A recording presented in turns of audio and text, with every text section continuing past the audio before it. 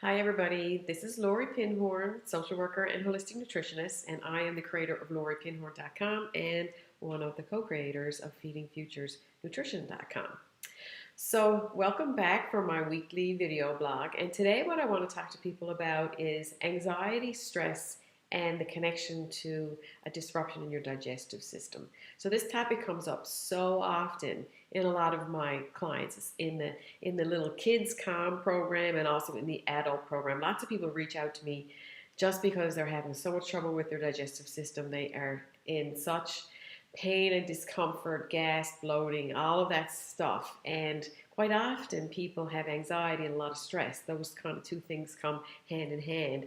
And the reason that your anxiety and stress impacts your digestive system is it really has to do with your brain, the primitive part of your brain, and your survival mechanism. So your brain is always trying to keep you alive. That's just full stop. That's just the way that it is. And so what happens is when we're really anxious, when we're really stressed, our cortisol and adrenaline, the hormones that drive our fight or flight response, are high. And when the body senses that those hormones are high, what it sort of does is it has a conversation with itself and it says, okay, Lori's obviously in a very stressful situation. She might actually even have to run for her life or fight for her life. So what we're going to do is go into energy conservation mode. So there's a checklist of things that are a part of your nervous system that are just sort of happening in the background all the time. And digestion just happens to be one of those processes. So you don't actually have to say to yourself after you eat a meal, okay, stomach, will you start doing its work? Will you pull in digestive enzymes? Will you pull out all the moisture from the food, use that for your hydration, pull out all the vitamins and minerals and fibers and use those like you need to? Like, this magic just happens in the background. We don't even have to think about it. But what the primitive brain says when cortisol and adrenaline is high is like, well, I'm not wasting any energy on that at this moment, because if Lori has to run for her life, let's just put all the energy into her ability to run away and take care of herself and function on that level and not really worry about the digestion. Once she's safe and she's secured, I'll put all that energy back into the digestive system. But for right now, I'm just going to kind of go on energy conservation mode. And as a result of that, what happens is the digestive enzymes in the belly don't come out like they would normally. We get low acid, and that's why we get a lot of gas and burning and bloating and things like that. We're not actually digesting our food very well. But the other part of the digestive system that's super important is this constant movement of the digestive system. So that's called peristaltis. And peristaltis doesn't happen very much or very optimally when your cortisol and adrenaline is high.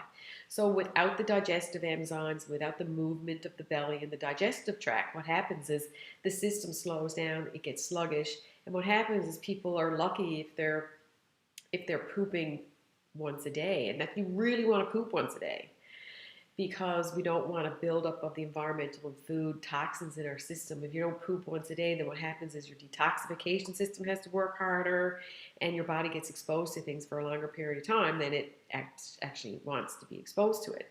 The other side of the coin is some people's digestive system is going too fast. So as soon as there's a lull in the activity and you get a little bit of space and peace from your anxiety and stress, the digestive system is okay. Now let's get to work. And what happens is peristalsis happens too much. We don't absorb the right amount of water in the system. And then we get like diarrhea and you got to go all the time and things like that. So it's quite common for people who are living with anxiety and a lot of stress to either be on one side of the coin, which is not going enough, or going too often. Both of those things from a nutritional perspective are not optimum. You go too much, you get toxic built, or you go too much, you don't absorb your nutrients very well. You go not enough, then you get a buildup of toxins. So we really want you to be in the middle road, sweet spot, where you're going very regularly. And regularly really means once you eat something, 24 hours is optimum transit time from the time that you eat to the time that you say bye-bye to it. So when you're anxious and stressed, all of that transit time gets mixed up. And not only that, the ability to absorb your vitamins and minerals is really impacted. And people who live with anxiety, you need optimum nutrition. So there's four main parts of optimum nutrition. One is to eat good food. The other is to digest good food. The other is to absorb the nutrients of the good food.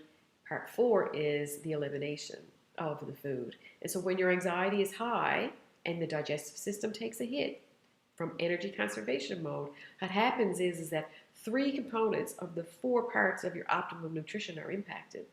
So what will happen, and many of you watching this video knows, is when you're going back and forth between constipation and diarrhea, and you do that for a long period of time, you go to the doctor. The next thing happens is you get a diagnosis of irritable bowel syndrome, or you've got so much gas and bloating and things like that happening that you end up on a prescription that helps get the acid down. And too much time to go into the problems that happen when your gut and your digestive system starts to rely on antacids too much. That's pretty scary.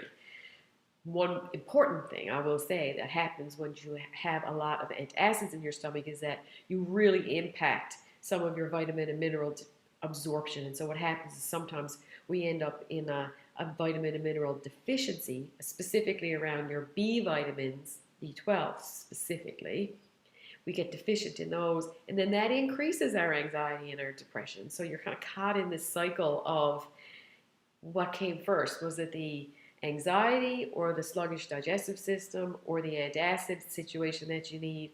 But no matter how you slice it, what came first, your mental health takes a hit. So de-stress, de-anxiousness of your brain and your body is really where you can start supporting your digestive system. So I hope you enjoyed the message for today. Hop over on the web page or my Facebook page, hit like, share the video, and I'll be back next week with some more holistic health tips around how you can manage your life and your happiness. Bye.